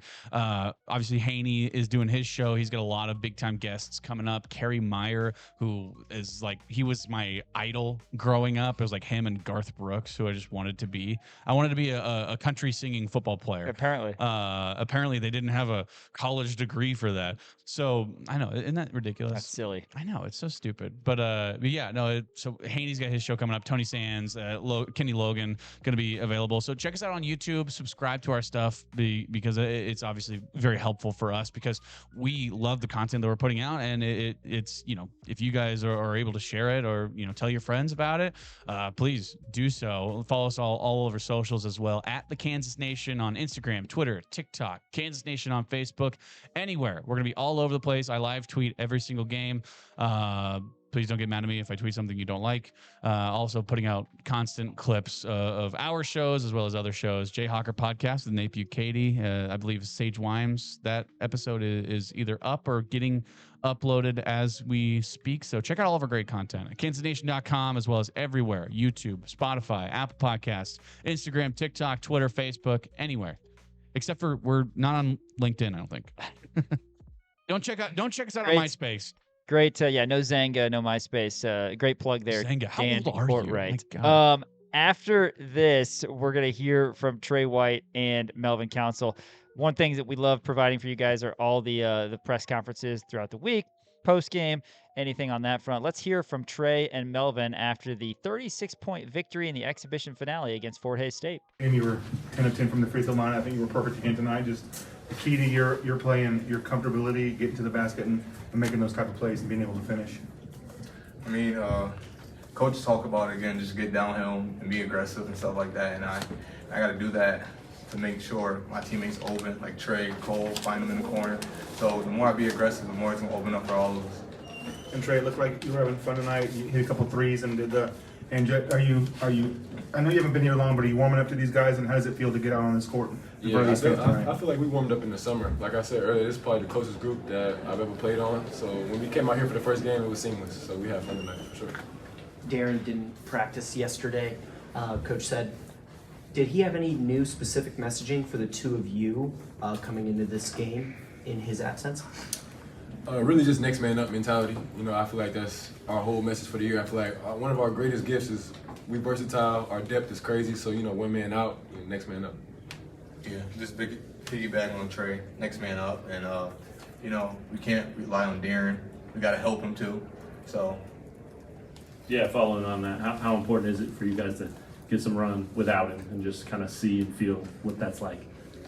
I mean, it was great, but you guys can see we need Darren. He make everything easy for us and stuff like that. But we, the team, like Trey said, we got a good depth, good bench, so we're gonna be good. Melvin, you guys came out kind of flat to start the second half, and then kind of a burst of energy, and you led that defense to offense. Just take us through that run. Trey White said that he was nervous first half, so that's why we started like that. And Trey said, come on, Mel. And I told him I got him, so I had to pick it up 94 feet, had to set the tone, and then from there, we just went on the run. Trey, you committed here, obviously, as a freshman in high school. Your journey kind of took you to different places. What's it like to be here now, knowing that this is the end for you? I mean, this is your last run. Yeah, super exciting, man. Last ride, but even though it's just a exhibition game, I still felt the energy in the arena. So just a preview of what the season gonna be like, but super exciting. What you two guys think of the defense tonight? It's not often a team scores 35. That's all they got. Yeah, wow, they did. Coach preached every day how we can't guard the red team and stuff like that, and Marco was telling us, like, yo, we got to pick it up, and that's what we did to show coach that, like, we can play defense, and we got to maintain to play defense because at the end of the day, it comes down to defense. Defense wins the game. Trey, what do you think of the D tonight? The defense? Yeah. I feel like, honestly, any team we play, I feel like we're not even, worried about them. It's still like a us versus us type of game, and I feel like today, we came out flat. We were, and then when we picked it up like that, that's when we see the difference. So I wasn't really worried about that. Do you think you guys are ready for a real game? Most definitely. Most definitely. You guys' first game in Allen Fieldhouse, aside from obviously late night, but first real game. What did you guys think of the atmosphere in there? Oh, it was crazy. I've been to 2 schools and never had no support like that in my life. And seeing people coming, showing love and stuff like that, it was dope, most definitely. What do you guys think you guys are going to pull out of the entirety of these exhibition games with the Louisville game and this game? Just what are you looking at on film to pull out heading into non-con? I feel like just our principles. I feel like we're an athletic team. We're, a fast team. On defense, that's where we hold our hat. So in these games, just trying to stay sharp like that, and build for the regular season. And for both of you, when you sat down and you looked at the box score, what are you guys looking at, each of you? What do you check first? I'm looking at my rebounds because I got to be better on that. I can't rely on the bigs or Trey. The guards got to also get rebounds. So that's what I'll look at. Trey? For me, I'm just trying to look at turnovers, assists. That's pretty much it. It still is an exhibition game, so we're learning from it. We're going to make shots and miss shots, but, the turnovers where we can do better on. Sure, and along those same lines, do you feel like after you play a game, you have a feel for what coach is going to say? Are you guys there yet, even though it's still kind of new in this kind of atmosphere with him? Yeah, most definitely. We got to feel what he's going to say, and we got to feel what he's going to say. And when we come in the locker room, halftime and stuff like that, we've been around him since the summertime, so we already know. And most of the part is just be on us. Yeah. I'm just wondering because Bryson did pretty well in both the exhibitions. What did you see from him, and I guess how did that kind of align with what he's shown you guys in practice? Yeah, Bryson, being so young, coming off what he came off of, he, stepped right into the fire and was ready to produce. And I feel like today we all came out kind of slow, but, when BT gets into the game, he helps produce. So we need him. What do you guys think of Marco's play? Oh, that's my guy right there. I love the way he played. I got me a partner in transition when that got the same speed as me, and his mid-range is unbelievable. I was just talking to him about it today, like that fadeaway mid-range. I was like, it was so ugly. I don't know how that went in. But yeah, he's unbelievable quick too. Melvin, of your 6 assists, which one was your favorite tonight and why? Oh, Floyd, most definitely. It was Floyd. I got to get the big man going, and that's what we got to do. He get a couple dunks, he gonna play good, great for us. So that was the impressive shot. And the second one, I'll say, giving it to Trey in the corner. Because Trey told me he was nervous because the crowd. I don't know why. You gotta stop saying that. I'm not nervous. It was first game jitters, the ring and stuff like that. I started in the second half. Stop saying that. That was it. Anything else for these guys? Okay, go ahead. With Colazario starting the last couple games, what are you seeing out of Colazario coming in? Just a young buck, I guess, just kind of finding his feet. You can see with Cole, for one, he's a shooter, no questions. But even if he's not making shots, he's still impacting the game. He plays hard, dive on the floor, rebound, guard his man, getting steals. So he's gonna be useful this year. Yeah, he's most embracing the defense because like I said before, defense wins games. So that's really what he's working on, and I love to see him moving his feet. Melvin Council and Trey White post game, entertaining guys, right? Yeah. Dan? And feeling good about the victory. Of course, Melvin was the guy that Self pointed out as, hey, he played, and everybody else not convinced they played very well. But yeah, they've got some good personalities, and Trey White saying that this is the closest group of guys he's ever played with. Yeah, I think that's important, and you can really see it in that press conference, right? That was such a big question mark coming in, is like, well, what's the chemistry going to look like? Because the last couple of years, you had a bunch of turnover, you had a lot of new guys, and the chemistry wasn't exactly there. And you can see it right there with 2 brand new guys in Melvin Council and Trey White, really kind of bouncing off each other, and both of them have excellent personalities with the media in their personal lives.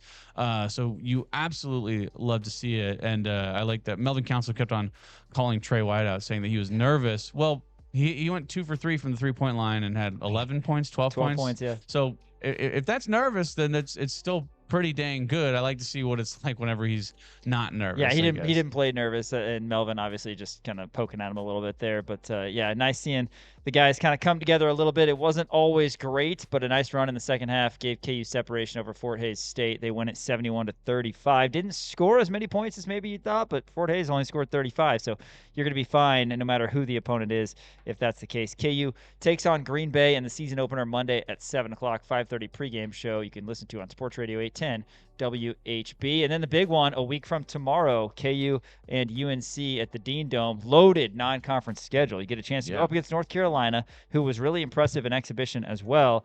But then November 18th, the Champions Classic, KU and Duke, Madison Square Garden.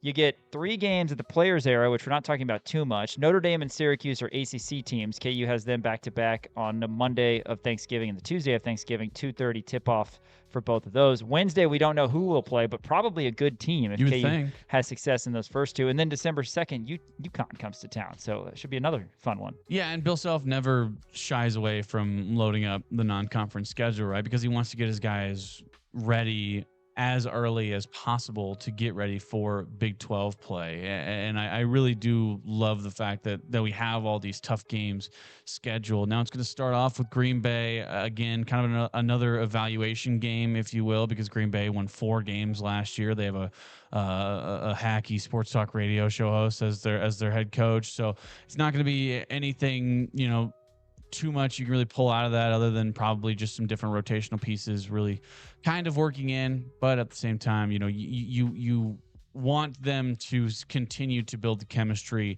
that's already seemingly there. I think that what they said, this group of guys is the closest group of guys that these guys have ever played with, and they've only been on campus together for less than a year, well less than a year, right? So it is 6 months probably at this point. So you love to see that out of those 2 guys, and those 2 guys, Melvin Council and Trey White, are going to be big parts of this Kansas squad. And you like I said, I've said it before and I'll say it again, you have an embarrassment of riches at almost every single spot with all these rotational pieces, with Marco Jackson, Jamari McDowell, Melvin Council, Jaden Dawson, Cole Rosario. That's just at the wing spots, right? Also, you look down low, you got Bryson Tiller, Paul Mbia, Flory Bidunga, Trey White. I'll list him as a big just because he's playing that power forward position. And you have so many different guys who have so many different specific skill sets they're able to work with. I think it's working out great. Now, UNC, we're going to learn a lot about these guys. I don't think UNC is very good. I think they're kind of on fraud watch, but still it's going to be a hostile environment in the D-Dome, on national television, on ESPN. It's going to be a ruckus atmosphere, but I still think that, this game is going to be absolutely huge for this squad. So hopefully we start to learn more about these guys. These guys start to learn more about their roles in terms of where they're going to be playing. And we need to see some more guys step up in this Green Bay game, because right now we've seen 3 guys really, really, really impress. It's been Darren Peterson in the first game, didn't play in the second game. That was kind of a given. Saw Melvin Council be able to step up in that second game. And then Bryson Tiller's been great through both of them. Everybody else, a lot of work needs to be done. Get Darren Peterson back on Monday. Hopefully KU at full strength puts together a good and confidence-bringing performance against Green Bay before that game at North Carolina Friday at 6 p.m. After this, we're going to hear from KU offensive lineman Kobe Baynes. You're watching Rock Chalk Sports on KansasNation.com and listening to ESPN Kansas City. Welcome back to Rock Chalk Sports. Hey, the Blue Jays won Game 5 of the World Series last night, 3-2. So back to north of the border for America's Game 6. And if needed, Game 7 World Series continues on Friday. KU offensive lineman Kobe Baynes met with the media earlier this week.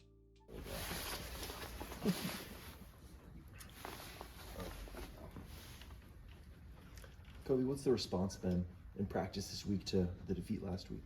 Just going back to basics, being who we are. Coach Ekp also really emphasized for us, just as an O-line, playing cohesiveness, football, communication, and just getting back to what we do. It's just we want to run the ball and we want to, be physical about it. So coming back to the basics. Something Coach Leipold talked about yesterday, and I'm sure Coach Paulson mentioned it too, is some of the stunts and stuff and communication. How do you go about working on that in practice? Just repping it out, getting more fluidity. I think like that's a thing like we really kind of hammered on kind of from that game is just working communication. Like we can be who we are if we all communicate and be on the same level. So is there an added challenge to the communication level when you have a guy like Enrique playing on the right side and then the left side and guys kind of moving around and everything? It can be. I think like it's really good for offensive line to kind of play with different parts and kind of like we have different people going in. So just knowing that like we're gonna get, a different look that we haven't worked on. So just us, like I'm talking about like if one person comes in and they run a look that we haven't seen before, we're communicating like we're getting on the same level now. So just hammering out the issues. What stands out about Oklahoma State to you? They're a really good front. They play really physical. They really do a good job of setting the tone. I think their coach has them really fired up to play each week. So we're looking forward to them. When you look at what they're doing under the new defensive coordinator, what exactly are they kind of doing that's different? Where I think they're allowing like over 100 fewer rushing yards a game, something like that. Yeah, I think their front, like I said, their front's really good. I think their coach kind of has them really amped up to play each week, and I think that. We're really looking forward to the challenge of going against them. So, how do you guys feel like you've you've surprised done? You at all? No, that a team's amped up like that after having to go through a coaching change. Well, I can't attest to the coaching change part, but when we were 1-5 last year, I think we played that same mentality. Like every game, we're gonna go out here and 0-0. The records don't matter. We're gonna go out here and play ball. So, I think us having that same mentality kind of last year, I can see that way they play. Each game. How do you feel like the run game has come along for you guys, just as a unit? I think it's been good. I think it's been, I think that we're kind of we're finding our groove again, and so I think that like, continuing what we, this past week, tell the truth Monday, is just playing back to basics and kind of being who we are, and so like what we've been doing the past in here is just getting back to run the ball. Does Deuce look better to you than maybe ever? I think, Deuce, Deuce is Deuce. I think for me, I see him every day in practice. So I know what type of player he is. He's a physical player. He's gifted. He runs the ball really, he runs the ball pissed off. And I think as an offensive lineman, you love that because it's like, it makes you just want to keep springing and just keep chipping away, so.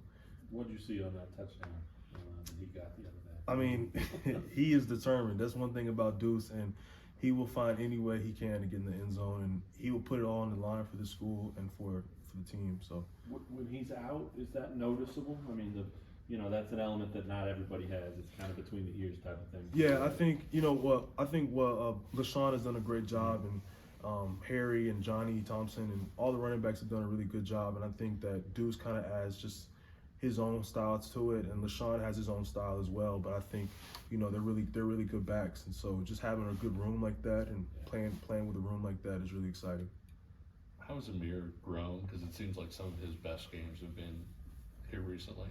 Yeah, I think Amir's starting to find his groove as a player, and I like to see it because I remember him last year coming in, and so just seeing his journey, kind of where he's coming now, like it kind of makes makes me happy. I'm really loving what he's doing, and I wish the best for. He knows like he has everything in front of him, so he's gonna continue soaring. So it's gonna be great.